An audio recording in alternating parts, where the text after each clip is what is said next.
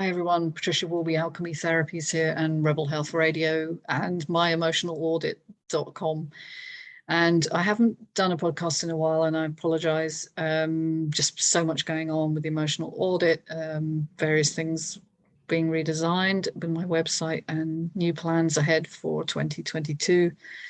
But just wanted to make a comment really on some of the things that I'm observing right now around the manipulation of what's going on and how things like we've heard a lot around evidence-based medicine, which used to be regarded as what you could see or observe, the signs and symptoms, clinical signs and symptoms in people that you were working with. So if you were a doctor, you would assess your patient and determine what was going on with them. But of course, it's been taken over really as a means by which to appropriate the treatment of human beings as being solely down to pharmaceutical or surgical means, and that anything else that you observe in a person, even on a physical level, let alone a mental or spiritual level, is not evidence-based somehow. And of course, this flies in the face of the reality that human beings are spiritual creatures. We have a mind and a body that intercommunicates. The idea that we are a broken machine, which permeates modern medicine and uses the evidence-based medicine mantra to kind of poo-poo any alternative to the two arms that I've already discussed, the two arms of modern medicine, which basically seek to either cut out something that's gone wrong or change its physiology in some way that we don't really understand, but takes away the symptom, which of course the symptom is your warning sign. It's like the flashing oil light on your dashboard saying, you know, something needs fixing here. But what we do is we take out the lamp and say that's fixed. Of course, it doesn't change anything that's underlying. And evidence-based medicine is the mantra that a lot of medical health professionals use. It's been largely appropriated to mean the gold standard kind of clinical trial, which is a double-blind, placebo-controlled trial, or RCT. And actually, these are very difficult to do with any intervention other than a single drug or intervention. Very difficult to do if you change more than one parameter, which is why the placebo, which is where you do nothing or you do something that's innocuous as a comparison, is needed. Of course, in nutrition, when we change the nutrition of the human being, which is actually a very powerful epigenetic modulator.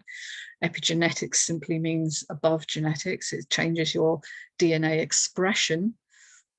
Is one of the most powerful things you can do, is changing your diet, as is changing your kind of spiritual or emotional health, actually resolving things that have gone unlooked at, unconsidered in you for years and years and years, usually from early childhood experience. And that's something, you know, I've had to do to heal.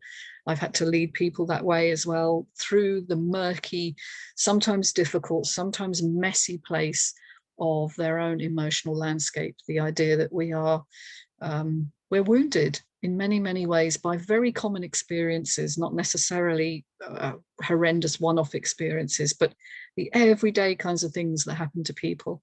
And that wounding does not go away. It simply perpetuates down the generations and also through to all your relationships and everything that you do, from the choice of your job, the way you deal with money, obviously your personal relationships are hugely affected, and your physical health, because your mind reads your body. You're basically, you're expressing yourself in certain ways because your mind and your body are ultimately in communication with each other. And thus your thoughts and feelings translate into physical health issues just as surely as a chemical imbalance will. And so we have to look that we're more than these isolated machine-like beings, which that idea was generated in the Victorian age, when we were very much into this kind of factory system, building machines to do everything. And we kind of envisaged our own bodies as being somewhat that way as well. And we now know through the study of quantum biology that energy pervades everything and changes everything, and the observer actually changes the expression of the energy as well, down to the very small level of our atoms and subatomic particles. And we're all composed of atoms and subatomic particles, so intention, energy all change the expression of ourselves. And so in many ways, the evidence, if it was really evidence-based, based on the whole person expressing themselves in whatever way they are, if we had practitioners who were trained in this field, and we do, but they're all unfortunately in alternative fields rather than in mainstream medicine, we would take that into account as well and see how people are living their lives and how they are expressing themselves. Is it authentic? Are they in connection with their highest self, the authentic self? Are they doing things and expressing themselves in ways that feel true and joyful? Or are they stuck or blocked in many, many ways, as so many of us are? We cannot medicate our way out of depression. Depression, anxiety, chronic pain, chronic illness are all expressions of a disconnect with a bigger dimension, a spiritual dimension of ourselves and who we're meant to be. And if this sounds new agey, freaky nonsense, you're in the wrong place. I'm actually a scientist. I was trained in biology, biochemistry, physiology, nutritional medicine. I've come from that left brain kind of very logical way of looking at the world. And I love that way of looking at the world. I love to know how things work. And I bring that joy and that connection with the sort of detail of things to the work I do. But so many of us in our culture has lost connection with the right brain, or the kind of intuitive or heart-led sense of the bigger picture thinking. And so we're completely hamstrung.